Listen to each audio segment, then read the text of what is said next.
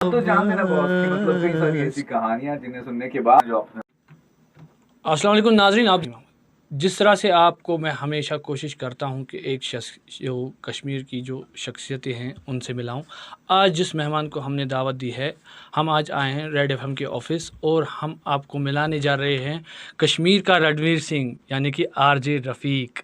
रफ़ीक साहब, आपका खैर मकदम है बहुत हमारे बहुत न्यूज़ चैनल के अंदर। और ये जानना चाहूँगा, सबसे पहला सवाल, आपकी जर्नी कहाँ से स्टार्ट हुई? सबसे पहले हमारे व्यूवर्स जानना चाहते हैं कि जो आपकी पढ़ाई है, आपका बचपन के बारे में थोड़ा सा जानना चाहेंगे और साथ ही साथ आपकी जर्नी कहाँ से स्टार्ट हुई और इस मकाम तक कितने हर्डल्स क्रॉस करने पड़े आपको? देखिए, आपने कहा सबसे पहले ये बोलना है। अब सबसे पहले इतनी सारी चीज़ें पूछी आपने सर। ओके, सो जर्नी हंदवारा से शुरू हुई।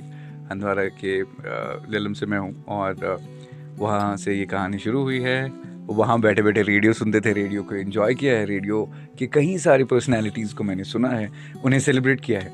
एंड देन उसके बाद कुछ ऐसी कहानियाँ अपनी पर्सनल लाइफ में हुई कि मुझे एक ऑर्फेनेज में शिफ्ट करना पड़ा। मैं एक ऑर्फेनेज में आया। वहाँ से निकलने के बाद रियल लाइफ से मेरा एक बैटल हुआ, ऑन ग्राउंड मुकाबला हुआ, जहाँ मैं कई सारे चैलेंजेस से मिला। लेकिन क्योंकि वो शौक लेकर आया था, मैं वो रेडियो का कीड़ा अंदर था, तो उसके लिए बहुत सारी अलग अलग जगह जा कर के कोशिश किया कि शायद यहाँ पर हो। यहाँ क्योंकि एक ही इतना बड़ा इंस्टीट्यूशन था in terms of radio, it was all India radio का रेडियो कश्मीर। तो रेडियो कश्मीर में बहुत ट्राई किया, बहुत ट्राई करने के बाद फाइनली क्लिक हुआ और वहाँ से एक रेडियो को देखने का, समझने का, सीखने का मौका मिला। और उसके बाद कहीं और तरह से कोशिशें की, लेकिन क्लिक नहीं हो रहा था जॉब एक इन टर्म्स ऑफ लाइक जिस ख्वाब को मैं लेकर आया था, जिस तरह से मुझे रेडियो में करना है, वो नहीं हो रहा था पॉसिबल। देन फिर बहुत सारी चीज़ें बीच में करी, डीजे बजाया, इवेंट ऑर्गेनाइजिंग में बहुत टाइम रहा, टीवी के साथ था, एक्टिंग के साथ था, बट अल्टीमेटली करना रेडियो ही था। तो फाइनली, क्योंकि जब आप इतने पैशन से, इतनी मोहब्बत से किसी चीज़ के लड़ते हैं सर, तो एक रास्ता निकल ही आता है। तो या आई एम हियर। तो मैं यही जानना चाहता हूँ कि आप इस मकाम पे है माशाल्लाह, अल्लाह सलामत रखे। तो इसके पीछे किसका हाथ है? सबसे पहले अपने घर वालों का सपोर्ट कितना मिला और फैमिली जो फ्रेंड्स हैं आपके, उनका कितना सपोर्ट रहा कि आपको इस मकाम तक पहुँचा? देखिए, सबसे पहली बात यह है कि हमारी माँ जो हैं, उन्होंने बहुत स्ट्रगल खुद किया है अपनी लाइफ में और हम तक वो चीज़ पहुँचने नहीं दी। इसलिए जब हम हमसे दूर रहे बहुत बरस, तो उन्होंने ये श्योर किया कि घर की जो हालात है, घर में जो तकलीफ़ हैं, वो हम तक ना पहुँचे। तो वो दीवार रखी कि वो तकलीफ़ हम तक ना पहुँचे और ये सही हो कि हम जिस काम के लिए निकलें, जो भी ख्वाब है। उनको तो इस बारे में पता भी नहीं था। जब मेरा पहला टीवी पर इतना ग्रैंड शो आ रहा था, उन्होंने देखा तक नहीं, वो किसी और से सुना था। तो उन्होंने वो चीज़ें रखी कि नहीं, ये जो कर रहा है, भरोसा था उन्होंने उस चीज़ में। और देन माँ के बाद कई सारे लोग जो आपको मिलते हैं। एक जर्नी ना, आप कभी खुद से नहीं बनते हैं। आप कितने भी टैलेंटेड हो, कितने भी सही हो, आप ये कहें कि मैं जी सब कुछ हूँ, ऐसा कभी नहीं होता है। क्योंकि सच तो ये है कि आपको बनाने के पीछे बहुत सारे लोगों का हाथ होता है। और इसी तरह से मेरी जर्नी में भी, जहाँ मैं शुरुआत का क्रेडिट माँ को ज़रूर देता हूँ, लेकिन उसके बाद बहुत सारे दोस्त, बहुत सारे टीचर्स, मेरे ऑर्फनेज के वार्डन्स, जिन तमाम लोगों, प्रोड्यूसर्स, इवेंट ऑर्गेनाइजर्स, क्योंकि हर कोई जब आप उनसे काम कर रहे हो ना, तो थोड़ी थोड़ी चीज़ें ऐड ऑन होती जाती है। तो ये तमाम लोग एक जर्नी को बिल्ड करते हैं।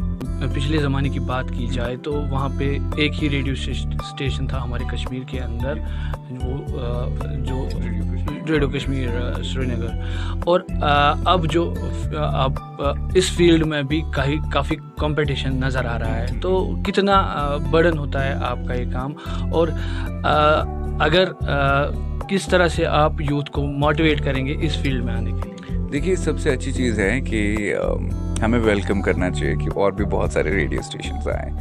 द पॉइंट इज़ कि बहुत सारे जॉब है मैंने उसके लिए, बहुत सारे लोगों को नौकरियां मिली।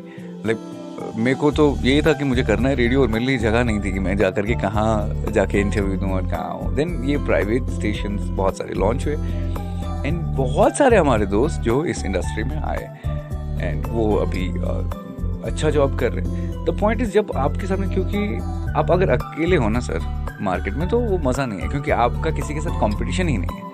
फिर वो जीना करना उसमें वो मज़ा नहीं है उसमें, क्योंकि हर दिन वो पैशन और एनर्जी नहीं आएगी। लेकिन जब आप जानते हैं कि आपके सामने वो सामने वाले भी उतने ही मुकाबल के शेर हैं, तो आप तो करेंगे ना कोशिश की आप हमेशा active, more active on digital platforms, active on radio, जहाँ कहीं भी मौका है वहाँ आप सही खेलेंगे। तो वो एक सही तरीके, अच्छा हेल्दी कंपटीशन होना चाहिए। और हमारा कोई फाइट तो नहीं चल रही है कि हम लोग को लड़, बट कंटेंट कैसे सबका अपना यूनिक रहे, सबकी चीज़ें कैसे बेहतर हों, ऑन ग्राउंड हमारी एक्टिविटीज़ कैसे और अच्छी हों। तो ये एक प्रोग्रामिंग साइड का एक पॉइंट ऑफ व्यू होता है जब आप बहुत सारे लोग ऑपरेट कर रहे होते हैं। और नए लोगों को इसमें सबसे बड़ा फ़ायदा क्या है, जो नए लोग जब आएंगे वो जब इस तरह के इस फील्ड में आता है ना सर, तो यहाँ पर ऑलरेडी बहुत सारी चीज़ें, अगर आप हमारे जहाँ ऑफिस के और भी चीज़ें देखेंगे तो बहुत सारे लोग काम कर रहे हैं, बहुत सारे लोग दौड़ में हैं, somebody is talking, somebody is typing, तो सब कुछ न कुछ कर रहे हैं। और उस समय एक नया लड़का जब आता है, नई लड़की आती है, तो उसे सीखने को बहुत कुछ मिलता है। मतलब 1 महीने में वो जो सीखता है ऐसी जगह पर आकर के, वो नॉर्मली ना 1 साल 2 साल में मुकम्मल नहीं होता। तो ये अच्छी चीज़ है, नए लोगों के लिए बहुत बड़ी चीज़ है। अब गाते भी हैं, तो हमारे व्यूअर्स आपकी ज़बान से कुछ सुनना चाहते हैं। मैं गाता नहीं हूँ बट हाँ, मतलब अपने लिए बाथरूम वाला बोल सकते हैं। तो क्या गाऊँ, always God's way abas दुनिया निंदरे खबस कुसवनी दे देतई बाबस बलो म्यान पोशे मदनो सुलहमा रोशे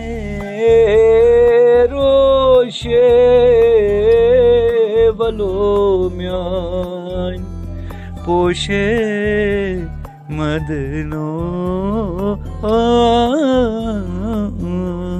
माशाल्लाह माशाल्लाह। अब लास्ट में आपसे यही जानना चाहूँगा, जो आजकल जो माशरे में हो रहा है कि ड्रग्स का जो आम रुझान हमारी यूथ में बढ़ रहा है, तो उससे बैड इफ़ेक्ट्स भी पड़ते हैं, फैमिली भी मुतासिर होती है। तो as a youth, as a RJ, पूरे कश्मीर के लिए क्या मैसेज हो? देखिए, सबसे पहले हम लगातार इस बारे में अपने रेडियो शो पर भी बात कर रहे होते हैं, लोगों को कनेक्ट करते हैं, एक्सपर्ट्स की राय लेते हैं। कोशिश लगातार होती है कि जितने सारे लोग इस तरह के चीज़ों में इंडल्ज हैं, उन्हें किस तरह से रेस्क्यू किया जाए।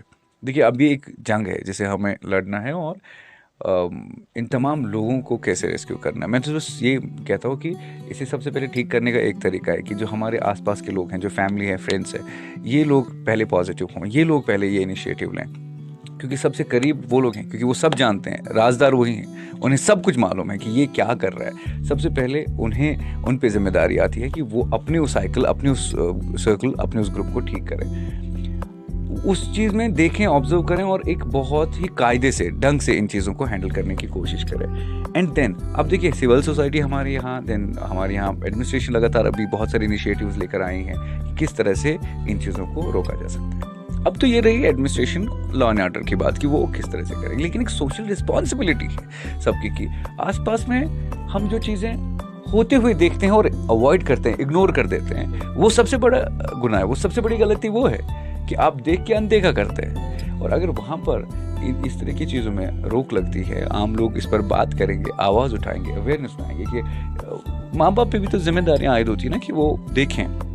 भाई बहन पर भी है ना कि छोटा भाई किधर है, बड़ा भाई किधर, गायब कहाँ है, क्यों वो कई सारी चीज़ें, कहीं बिहेवियर में क्यों बदलाव आ रहा है। ये चीज़ें जब आएंगी पता चलेंगी, और आहिस्ता आहिस्ता इन पर फिर एक सिस्टमैटिक तरीके से कोशिश किया जा सकता है। बट यही है सर कि ये जो चीज़ है, ये आपकी ज़िंदगी को तबाह, बर्बाद और हमेशा के लिए दुख, आपको, आपकी फैमिली को, आपसे जुड़े हुए लोग जो हैं, उनकी ज़िंदगियाँ बर्बाद हो जाती हैं। तो फैसला आपके अपने हाथ में है। शुक्रिया सर। आखिर में जब आप अपना शो स्टार्ट करते हैं तो वो फीवर कहाँ से आता है, और हमारे व्यूअर्स सुनना चाहेंगे, आप जब शो स्टार्ट करते हैं तो पूरा कश्मीर वेट कर रहा होता है कि आरजे रफ़ीक अब आ रहा है, उसका शो स्टार्ट हो रहा है।